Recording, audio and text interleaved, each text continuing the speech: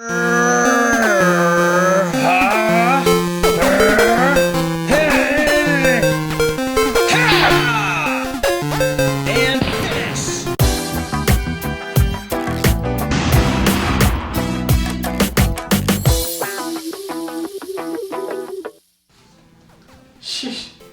what is up with all these bad games attacking the castle all the time? I don't get it. They must have saw the reviews you did of them and all their buddies and decided to gain up on you and try to wipe you off the face of the internet. Yeah, well, whatever. You know what? What will put me in a better mood is if we do a review of a really great game. And I can't decide if I want to do like a Final Fantasy game or a Dragon Quest game. Those are really great series. Well, maybe you could review both series by playing one game. What are you talking about? Well, back in the 90s there was a collaborative effort between the makers of the Dragon Quest series and the Final Fantasy series. It's regarded as one of the best games of all time by some people. Oh, you mean Chrono Trigger? Yeah, we could totally do a review of Chrono Trigger. I think everybody would like that, right? People have been asking for it. Let's do it. Chrono Trigger was originally released in 1995 and created by Square's Dream Team division, which was led by Hironobu Sakaguchi, who created the Final Fantasy series. The game was written by scenario writers Yuji Hori, who was the creator of the Dragon Quest games, and Masato Kato, who later directed both Radical Dreamers and Crono Cross, the sequels to Chrono Trigger. He also wrote much of the Xenogears and XenoSaga 1 and 2. Assisting him with concept art was character designer Akira Toriyama, who is primarily known for Dragon Ball and all of his Dragon Quest concept art. All of the game's music was composed primarily by Yasunori Mitsuda, who would be later known for his breathtaking music in Xenogears, Crono Cross, and the XenoSaga games. And he was supervised under the watchful eye of Nobuo Uematsu, who is best known for his Final Fantasy music. As a result of this combination of legendary talent, there are some ardent fans of this game who believe that Chrono Trigger is the best game ever made. And while I'm not sure if it's the best game ever made, I definitely think it's something special. Now, the version of Chrono Trigger I'm going to be reviewing is the re-release for the PlayStation 1 that was done in 1999, shortly before the sequel was released. This version has an anime opening sequence that has been added, and I swear when I play it the first time, I literally had tears in my eyes at how sweet it was. If there was ever a game created by Square which needed to be turned into an anime, it's Chrono Trigger. Sadly, this is probably the closest we will ever get to seeing What If. Although this re-release did not add as many anime sequences as I would have liked, some of the more memorable scenes in the game have had an anime sequence added, and it's worth playing through the game just to see them all. As for the actual game graphics, everything from the Super Nintendo release was retained for this PlayStation 1 release. Which is great because I believe that Chrono Trigger was one of the best looking games ever made on the Super Nintendo, and in its day, its graphics were totally top notch. Although the special effects do seem a bit dated today, Chrono Trigger was one of the few games in the Super NES that fully utilized the Nintendo's FX chip to allow vector graphics. These vector graphics were used heavily for special attacks, to great effect, and really did, in my opinion, have a lot of influence in the way that special attacks were designed in later Square and Enix games. As for the story, the game starts out with the teenage protagonist of the story, Crono, waking up in the morning, scaring his cat, and then running off to a town festival. From there, he meets a pretty tomboy of a girl named Marley, and then he meets up with his nerdy childhood friend Luca. After an experiment goes awry involving a prototype teleporter device, Marley is thrust back into the past and Crono sets out to save his new girlfriend. A quest that first sets out to avoid changing history and simply returning to your own timeline quickly transforms into an epic crusade to defeat a Lovecraftian super alien god of destruction who will eventually rise up and destroy the world. Your job is to make sure he never wakes up to start the apocalypse, and to do this you must travel into the future and the past to change the entire flow of time itself. Think of Zelda the Ocarina of Time on an acid trip, with lots of science fiction elements added to it.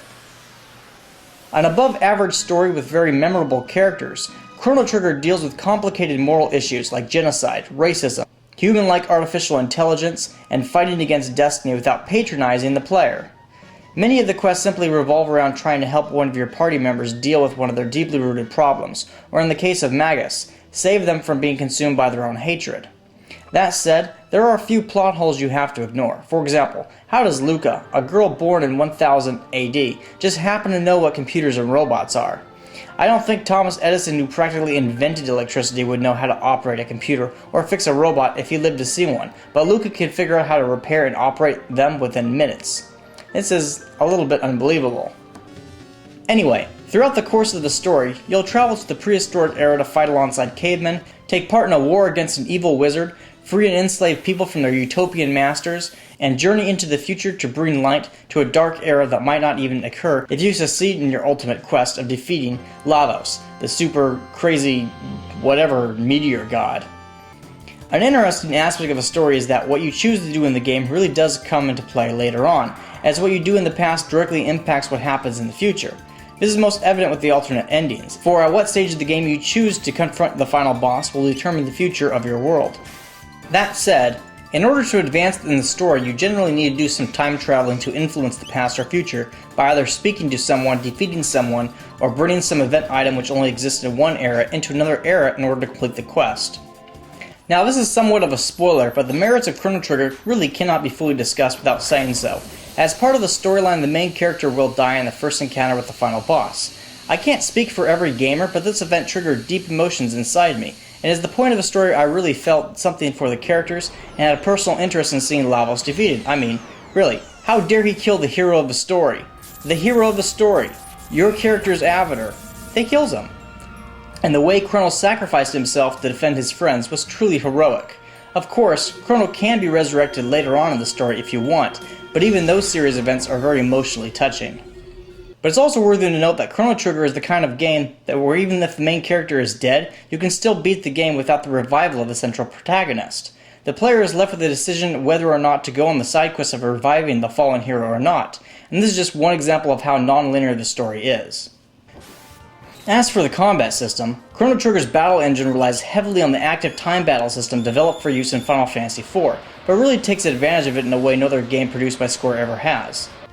Characters in the party are capable of delivering what are called double and triple technique combo attacks, and these party attacks are a highlight of the game and help prevent battles from becoming too repetitive, as the player has many different aesthetically pleasing ways to defeat enemies.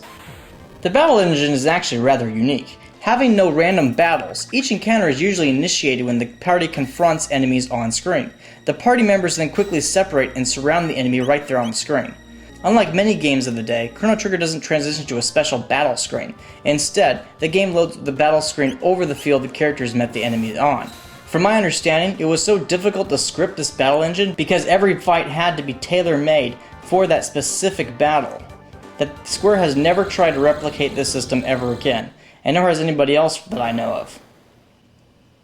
Since battles are normally initiated only when you confront enemies, the player can avoid many of the unnecessary battles by merely sneaking past enemies, which is very useful to the player who does not want to focus on leveling up characters, instead preferring to dig right into the story.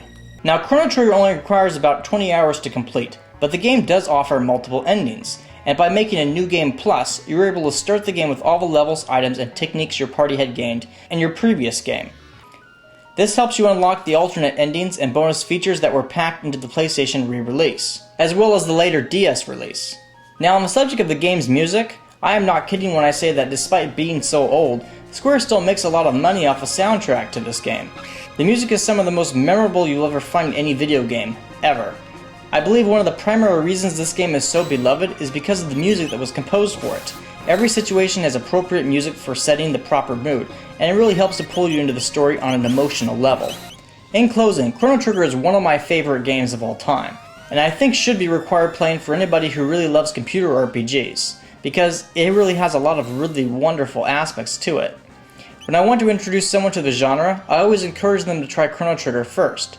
If you like Chrono Trigger, you'll probably like other computer RPGs, and it's an easy enough game that anyone can beat it. And even though it's a somewhat old game, perhaps retro to some people, I would still rank Chrono Trigger higher than many of the computer RPGs being released today. There was a lot of love put into this game, and it really shows.